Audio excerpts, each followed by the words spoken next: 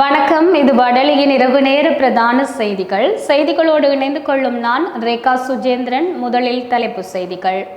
எமது போராட்டத்தை இல்லாமல் செய்ய புதிய அரசாங்கம் முயற்சி. காணாமல் ஆக்கப்பட்டோரின் உறவுகள் சீற்றம். திருகோணமலையில் 700 வீதத்தால் அதிகரித்த சிங்கள மக்களினுடைய எண்ணிக்கை, எச்சரிக்கும் சாணக்கியன் எம்பி. லஞ்ச ஒழிப்பு ஆணைக்குழுவில் 3 மணி நேரங்கள் வாக்குமூலம் வழங்கிய ரணில். ஊடகவியலாளர் சிவராம் மற்றும் ரஜீவனின் படுகொலைக்கு நீதி கோரி போராட்டம். யாழில் குவிக்கப்பட்ட போலீசார். தொடர்வது விரிவான செய்திகள். புதிய ஆட்சி வந்ததும் ஏதோ எங்களுக்கு அனைத்தும் கிடைத்து விட்டது என்று ஒருபோதும் கனவு காண வேண்டாம். கடந்த கால ஆட்சியாளர்கள் எங்களை ஏமாற்றி எவ்வாறு எமது இனத்தினை அளித்தார்களோ அதனைவிட படுமோசமாக அரசியல் வியூகத்துக்குள்ளேயே நாங்கள் தற்போது நின்று கொண்டிருக்கின்றோம் என மட்டக்களப்பு மாவட்ட வலிந்து காணாமலாக்கப்பட்டோரின் உறவின் சங்கத்தின் தலைவி அமலநாயகி அமல்ராஜ் தெரிவித்தார்.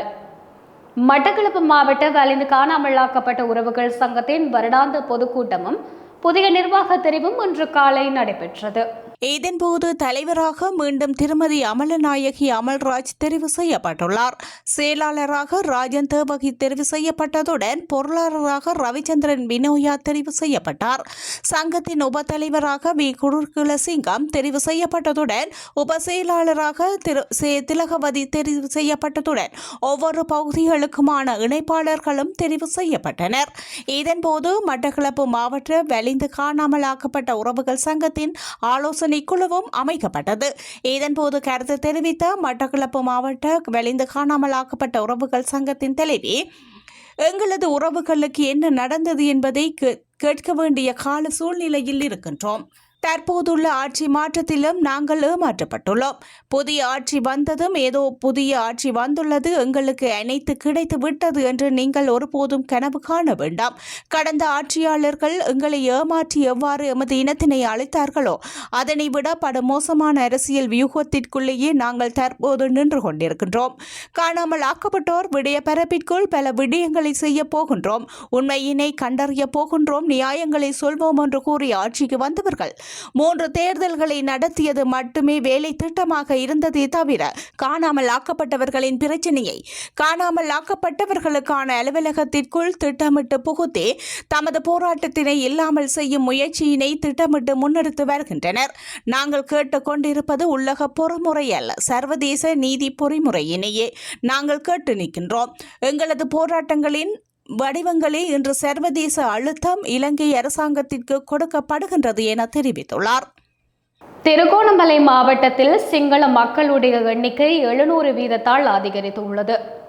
ஆனால் சிங்கள மக்கள் வாழ்கின்ற மாவட்டத்தில் அவர்களுடைய எண்ணிக்கை 200 வீதத்தில் மாத்திரமே அதிகரித்துள்ளது என மட்டக்களப்பு மாவட்ட பாராளுமன்ற உறுப்பினர் ராசமாணிக்கம் சாணக்கியன் தெரிவித்தார். இலங்கை தமிழரசு கட்சி சார்பாக மூதூர் பிரதேச சபையில் போட்டியிடும் வேட்பாளர்களை ஆதரித்து நடைபெற்ற தேர்தல் பிரச்சார கூட்டம் மூதூர் பள்ளிக்குடியிருப்பில் இன்று திங்கட்கிழமை இடம்பெற்றது. இக்கூட்டத்தில் கலந்து கொண்ட பாராளுமன்ற உறுப்பினர் ராசமாணிக்கம் சாணக்கியன் கருத்து தெரிவிக்கையில், ஆரம்பத்தில் ஆயுதமேந்தி போராடிய நாங்கள் வேறு வழியில்லாமல் ஜனநாயக ரீதியில் ஒரு இலங்கைக்குள் எமது உரிமைக்காக போராடி கொண்டிருக்கின்றோம். வடக்கு கிழக்கு பொறுத்தமட்டில் எமது கட்சியை தவிர்த்து ஏனைய கட்சிகளுக்கும் எமது மக்கள் வாக்களித்திருக்கின்றார்கள். தமிழ் மக்களுக்கான நிரந்தரமான தீர்வு வெட்டப்பட வேண்டும் என்று சிந்திக்கின்ற கட்சி எமது கட்சி மாத்திரமே. அண்மையில் யாழ்ப்பாணத்தில் பிரதமர் ஹரணி அமரசூரியவின் தேர்தல் பிரச்சார கூட்டத்திற்கு ஆலய வளாகம் பயன்படுத்தப்பட்டமை தொடர்பில் விசாரணை நடத்துமாறு தேசிய தேர்தல்கள் ஆணைக்குழுவிடம் இலங்கை தமிழரசு கட்சியின் பொதுச் செயலாளரும் முன்னாள் பாராளுமன்ற உறுப்பினருமான M.A. சுமந்திரன் கோரிக்கை விடுத்தார். தமிழரசாங்கம் இருந்தால் மாத்திரமே தமிழ் பேசும் மக்கள் வாழும் தேசங்களை அபிவிருத்தி செய்ய முடியும். தேசிய மக்கள் கட்சியில் 2 பாராளுமன்ற உறுப்பினர்கள் உள்ளனர். அவர்கள் இந்த பிரதேசத்திற்கு வந்திருப்பாரா என்பது கூட சந்தேகம். திருகோணமலை மாவட்டத்தை சேர்ந்த தேசிய மக்கள் சக்தி அமைச்சர் தமக்கு வாக்களித்த மக்களுடைய பிரச்சினைகளை பாராமல் மட்டக்களப்பு மாவட்டத்திற்கு வந்து அங்குள்ள வேட்பாளர்கள் ஆதரித்து பேசுகின்றார். மட்டக்களப்பு மாவட்டத்தில் மாத்திரமே ஜனாதிபதியின் கட்சியை நாங்கள் தோற்கடித்தவர்கள். திருகோணமலை மாவட்டத்தில் தமிழ் மக்கள் தேசிய மக்கள் சக்திக்கு வாக்களிக்காவிட்டிருந்தால் அவர்களால் இந்த மாவட்டத்தில் வெற்றி கொள்ள முடியாது. தமிழர் தலைநகரில் சிங்கள பேதினவாத கட்சியொன்று இருக்கின்றது என்றால் அது எங்களுக்கு அபாயகரமானதாகும். திருகோணமலை மாவட்டத்தில் சிங்கள மக்களுடைய எண்ணிக்கை 700% அதிகரித்துள்ளது. ஆனால் சிங்கள மக்கள் வாழ்கின்ற மாவட்டத்தில் அவர்களுடைய எண்ணிக்கை 200% மாத்திரமே அதிகரித்துள்ளது. தமிழ் மக்களின் பிரச்சினைகளை நாங்கள் தான் பேச வேண்டும்.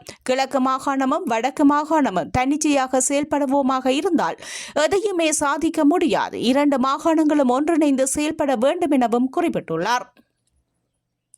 யாழ்ப்பாணத்தில் உள்ள ஒரு கோயில் வளாகத்தில் பிரதமர் ஹரணி அமரசூரியவின் தேர்தல் பேரணி நடைபெற்றதாக புகார் அளிக்கப்பட்ட போது தேர்தல் ஆணைக்குழு அதிகாரிகள் அந்த இடத்திற்கு சென்றனர். ஆனால் பிரதமரின் பாதுகாப்பு பணியாளர்கள் தேர்தல் ஆணைக்குழு அதிகாரிகளை உள்ளே நுழைய அனுமதிக்கவில்லை. அவர்கள் திரும்பி சென்றுள்ளனர். நாட்டில் தேர்தல் நடவடிக்கைகளை நிர்வகிக்கவும் மேற்பார்வையிடவும் தேசிய தேர்தல் ஆணைக்குழுவிற்கு அதிகாரம் வழங்கப்பட்டுள்ளது. தேசிய தேர்தல் ஆணைக்குழுவிற்கு முதுகெலும் இருந்தால் அது சம்பந்த அதிகாரங்களை கொண்டிருப்பதால் அது உடனடியாக இந்த விடயத்தை நடவடிக்கை எடுக்கும் என்று சுமந்திரன் சவால் விடுத்துள்ளார். சட்டங்களின்படி தேர்தல் அறிவிக்கப்பட்டதை தொடர்ந்து காவல்துறை தேர்தல் ஆணையத்தின் கீழ் வருகின்றது. சட்டம் மற்றும் அரசியல் அமைப்பு சட்டம் இதை கூறுகின்றது. தேர்தல் ஆணைக்குழு ஒரு சுயாதீன ஆணையமாக இருந்தாலும் இந்த அதிகாரங்களில் எதனையும் பயன்படுத்துவதில்லை. எனவே இந்த சட்டவிரோத நடவடிக்கைகள் அனைத்தும் நடைபெறுகின்றன. இந்த பிரச்சனைகளை விரிவாக விசாரிக்கவோ அல்லது தீர்வாக அல்லது தேர்தல் ஆணையத்திற்கு முதுகெலும்பு இல்லை என்று கூறிய சுமந்திரன் நல்லாட்சி மற்றும் சட்டத்தின் ஆட்சியை நிலைநிறுத்துவதாக கூறிக்கொண்ட அரசாங்கம் ஆட்சிக்கு வந்த 6 மாதங்களுக்குள் இவற்றை வெளிப்படையாக மீறுவதாக காணப்படுகின்றது என தெரிவித்துள்ளார். படுகொலை செய்யப்பட்ட ஊடகவியலாளர் தராக்கி சிவராம் மற்றும் ரஜீவ் வர்மன் ஆகியோரின் நினைவேந்தல் நிகழ்வும் அவர்களின் படுகொலைக்கு நீதி கோரி போராட்டமும் முன்னெடுக்கப்பட்டது. யாழ்ப்பாணத்தில் அமைந்துள்ள படுகொலையான ஊடகவியலாளர்கள் நினைவு தூபி முன்பாக நடைபெற்ற இந்த நிகழ்வில் யாழ்ப்பாணத்தை சேர்ந்த ஊடகவியலாளர்கள், தென்னிலங்கை ஊடகவியலாளர்கள் என பலரும் கலந்து கொண்டு சுடரேற்றி மலர் மாலை அணிவித்து மலர் தூவி அஞ்சலி செலுத்தினர். அதனைத் தொடர்ந்து படுகொலை செய்யப்பட்ட ஊடகவியலாளர்களுக்கு நீதி கோரி போராட்டம் முன்னெடுக்கப்பட்டது. அஞ்சலி நிகழ்வு ஆரம்பிக்கப்பட்ட முன்னரே நினைவு தூவி அமைந்துள்ள பகுதியில் பெருமளவான போலீசார் சீருடைகளுடனும் சிவில் உடைகளினுடன் குவிக்கப்பட்டிருந்தனர். அத்துடன் பெருமளவான புலனாய்வாளர்களும் குவிக்கப்பட்டு அச்சுறுத்தும் வகையில் செயற்பட்டதுடன் புகைப்படங்கள் மற்றும் காணொலிகள் என்பன எடுத்துள்ளனர். ஊடகவியலாளரான தராக்கி சிவராம் என்று அழைக்கப்படும் தர்மரத்தினம் சிவராம் கடந்த 2005ஆம் ஆண்டு ஏப்ரல் மாதம் 28ஆம் தேதி கொழும்பு பம்பலப்பிட்டி போலீஸ் நிலையத்திற்கு அருகில் வைத்து வெள்ளைவானில் இந்த இனம் தெரியாதவர்களால் கடத்தப்பட்ட பின்னர் நாடாளுமன்றத்துக்கு அருகில் படுகொலையான நிலையில் சடலமாக மீட்கப்பட்டிருந்தார். ஊடகவியலாளரான செல்வராஜா வர்மன் கடந்த 2007ஆம் ஆண்டு ஏப்ரல் மாதம் 29ஆம் தேதி காலை 10 மணியளவில் ஸ்டான்லி வீதியில் வைத்து மோட்டார் சைக்கிளில் வந்த இனம் தெரியாத நபர்களால் சுட்டு படுகொலை செய்யப்பட்டுள்ளமையும் குறிப்பிடத்தக்கது. சஜித் பிரேமதாச டிசம்பரில் ஜனாதிபதி பதவிக்கு வருவார் எனவும் ரணில் ஆகஸ்டில் ஜனாதிபதி ஆவார் எனவும் பல்வேறு கருத்துக்கள் எதிர்த்தரப்பால் பகிர்ந்து வரும் நிலையில் அவை உள்ளூராட்சி சபை தேர்தலிலும் எதிரணிகள் தோல்வியடையவே வெளிப்படுத்துவதாக பிரதமர் ஹரணி அமரசூரிய தெரிவித்துள்ளார். பல தேர்தல்களில் தோல்வியடைந்த ரணில் விக்ரமசிங்க எதிர்வரும் ஆகஸ்ட் மாதம் ஜனாதிபதியாக போகின்றாராம். அவர் எப்படி அந்த பதவிக்கு வருவார் என தெரியவில்லை. அதன் பிறகு டிசம்பரில் சஜித் பிரேமதாச ஜனாதிபதியாவார் என கபீர் ஹாசிம் கூறியுள்ளார். இதுவும் எப்படி சாத்தியம் என தெரியவில்லை. நாம் ஆட்சிக்கு வந்தபோது ஒரு மாதத்தில் ஆட்சி கவிழும் என்றார்கள், சொத்துக்கள் பறிக்கப்படும் என்றார்கள். தற்போது 6 மாதங்கள் கடந்துவிட்டன. இப்போது எமது டிசம்பர் வரை அவகாசமாம். எதிரணிக்கு பேசுவதற்கு ஒன்றுமில்லை. ஆனால் தான் சாத்தியமற்ற விடயங்களை பற்றி பிரச்சாரம் முன்னெடுக்கப்படுகின்றன. எதிரணிகளின் தோல்வியையே இவை வெளிப்படுத்துகின்றன என தெரிவித்துள்ளார். லஞ்ச ஒழிப்பு ஆணைக்குழுவுக்கு இன்று காலை சென்றிருந்த முன்னாள் ஜனாதிபதி ரணில் விக்ரமசிங்க மிக நீண்ட வாக்கு மூலத்தினை வழங்கியுள்ளதாக தெரிவிக்கப்படுகின்றது. சுமார் 10 பக்கங்களுக்கான வாக்கு மூலத்தினை முன்னாள் ஜனாதிபதி ரணில் விக்ரமசிங்க இதன்போது வழங்கியுள்ளதாக தெரிவிக்கப்படுகின்றது.